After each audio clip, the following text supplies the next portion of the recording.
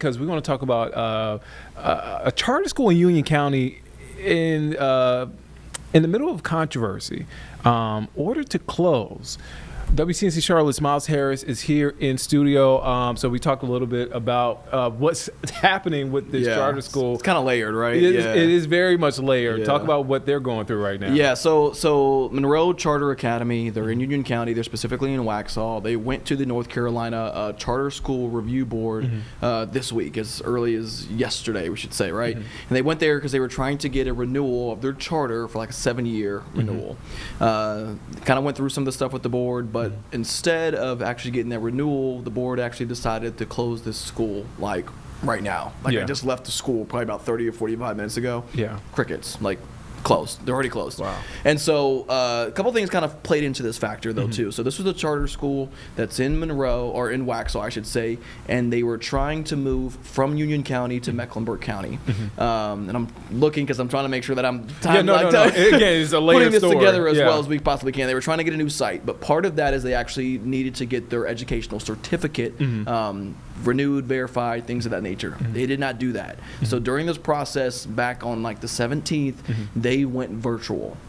They stayed virtual, which exceeded the 5-day absence or virtual limit that the state authorizes or even allows, and they did this without the state's authorization or the approval. So a couple of antennas are kind of being raised with that though too. So basically after the board had learned about this, they were like, okay, you guys are operating without your educational occupancy and also exceeded this 5 days, we got to close. And so they decided unanimously to close this charter school. So that is really where we are today. Haven't gotten in contact with anybody from the school in particular to learn more about, how are you guys planning to do this? Their response to that was, hey, can you guys just give us a couple of weeks? I'm talking about board members of the board. Give us a couple of weeks to try to put this thing together. And they were like, it's kind of too late to give you guys more time to kind of move on this. So they decided to close the charter school. Oh, wow. Have you heard from parents, students, families? So not anybody that directly went to the school. I did get a chance to talk to a parent that is in Union County that was out there. They were like, what's going on? Like, we haven't seen a school bus or anything kind of come around this area in literally 3-4 weeks at this point. When you should be seeing and he's used to seeing them. They live just down the street from it.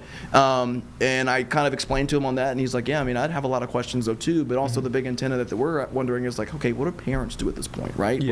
This is the middle of the school year. And so there's a couple of hurdles for families and parents in Union County with that one as well.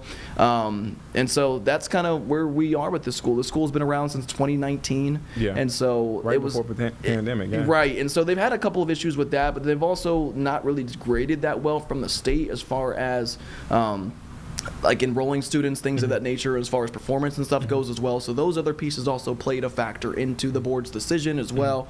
But yeah, I mean, that's where they are right now. They've closed the door, and so they were actually using the space in Waxhaw at a church, just in around that church as well. And again, like I said, I went over there and Nothing. Crickets. Nothing. Oh, man. Tricky situation for that school community right there. When can folks check out your story? Again, it's a layered story, so I really do encourage everyone to watch out for the story and read the story when it's posted on our so we'll put it up. It's going to be on air today at 5:30. We'll have a web article with this one as well. A lot of the story is going to have the board meeting, kind of the reaction, the back and forth a little bit that would though too. But there's still a lot of questions about how this moves forward and what's next.